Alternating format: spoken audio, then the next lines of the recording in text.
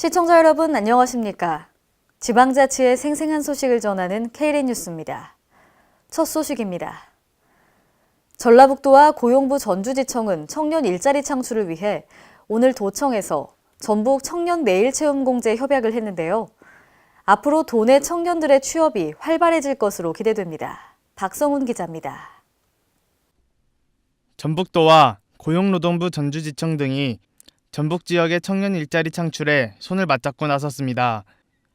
전라북도와 고용노동부 전주지청, 전북지방중소벤처기업청, 전주군사한상공회의소 등은 8일 전북도청에서 전북 청년 내일 채용 공제 업무 협약을 맺고 청년 일자리 창출에 공동 대응키로 했습니다.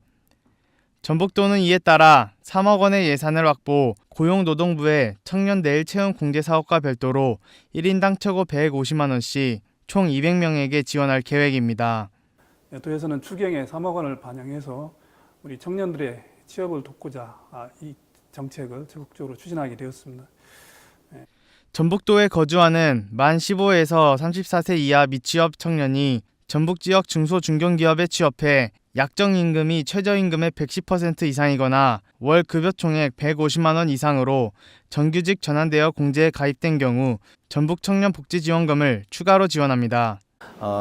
기업에 각종 지원금을 지원을 하고 그래서 우리 청년들이 보다 많이 취업될 수 있도록 저희는 최선의 노력을 다 하고 있습니다.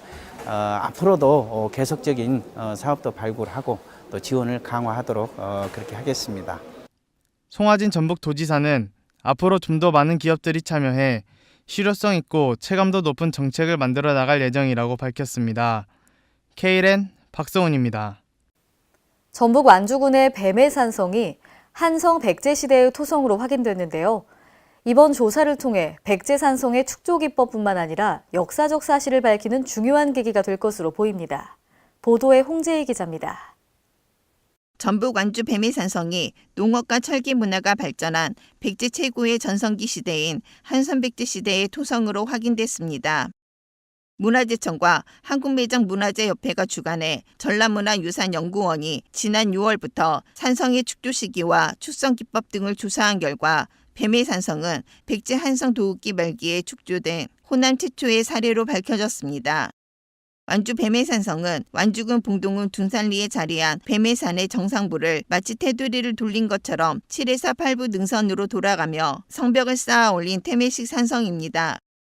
이번 조사는 성벽 주변 건물지의 성격을 규명케 한 것으로 서쪽 성벽과 성내 지역 평탄지 일부를 대상으로 발굴한 결과 둘레 약 280m, 너비 약 15m, 높이 3m 정도의 성벽이 남아있음을 확인했습니다. 이번 완주 뱀해산성 학술 발굴 조사는 호남 지역 최초로 확인된 한성 도읍기에 축성된 성벽임을 확인할 수 있었습니다. 성벽을 확인하는 데 있어 축성 방법과 출토 유물들이 기존에 확인된 유물들과 같은 시대의 것으로 이제 확인되었기에 그 편년을 한성 도읍기 시대로 저희가 보고 있습니다. 또 성벽과 성내 지역의 건물지 등에서 백제 한성 도읍기 말기의 고배, 삼족 토기, 장난형 토기 등 토기류와 철부가 출토됐습니다. 성벽은 토사와 세석을 층층이 쌓은 삭토기법으로 조성, 성벽 가장 아래에 성벽을 따라 열을 지어 목주걱 나열 등이 한성백제 시대 화성 길성리 토성과 유사한 것으로 확인, 백제 웅진 12기 이전 한성 도읍기 말기에 축조된 것으로 증명됐습니다. 이 밖에 거칠게 다듬은 돌로 만든 배수시설, 석축열, 건물지와 배연시설 등이 확인돼 뱀해산성이 성벽 축조 후에도 지속적으로 이용됐다는 중요한 사료로 평가됩니다. 이번 조사를 통해 완주 뱀해산성이 호남 지역 한성 도읍기 백제산성의 축조 기법뿐만 아니라 호남 지역으로 한성 도읍기 백제의 영향력이 확장되는 역사적 사실을 밝히는 중요한 계기가 될 것으로 보여집니다. KLN 홍재희입니다. 서울특별시가 신생아를 낳은 가정에 방문 간호사를 보내 각종 서비스를 제공하고 있는 서울아기 건강 첫걸음 사업이 높은 호응을 받고 있는 것으로 나타났습니다.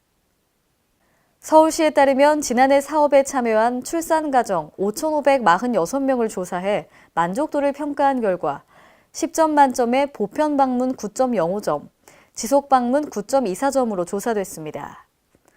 보편 방문은 아기의 양육 환경과 산모의 건강을 확인하는 서비스입니다.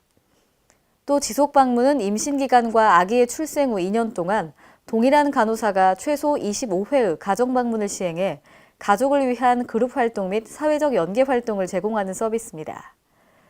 한편 서울시는 전국 최초로 2013년 7월 사업을 시행해 8월 현재 20개 자치구에서 출산가정 2만 5천여 가구가 혜택을 받았습니다.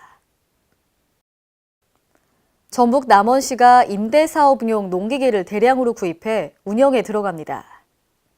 남원시는 최근 노후장비 대체 기종과 여성 친화용 농기계 등 총 118대의 농기계를 구입했습니다. 특히 차량용 방제기와 양파 전엽기, 포도 알속기 등 신기종을 추가로 구입해 원활한 임대 활용이 될 수 있도록 했습니다. 이에 따라 시가 보유한 임대사업용 농기계는 64종 718대로 늘었습니다. 한편 남원시는 농업인이 많이 사용하는 관리기와 이식기 등 80여 대의 임대료를 30에서 50% 인하해 농가 부담을 완화했습니다. 경상남도 류순현 도지사 권한대행은 도내 고수온 경보 발령에 따라 거제시 소재 양식어장을 방문해 대응 상황을 점검했습니다. 최근 도내 주요 양식해역 수온이 한계선인 28도씨 이상으로 상승 중에 있어 양식생물 피해가 우려되고 있습니다. 이에 양식 현장 대응 상황을 점검하고 현안 사항을 청취하는 등 양식 어업인과 관계 공무원들의 노고를 격려했습니다. 또 어업 재해 안전 인프라 구축 사업인 활력 강화 제공급 어장과 액화산소 공급 장치 설치 어장을 방문해 사업 효능과 개선 방안 등에 대해 어업인과 의견을 나눈 시간도 가졌습니다. 이상으로 KLN 뉴스를 마칩니다. 시청해주신 여러분 고맙습니다.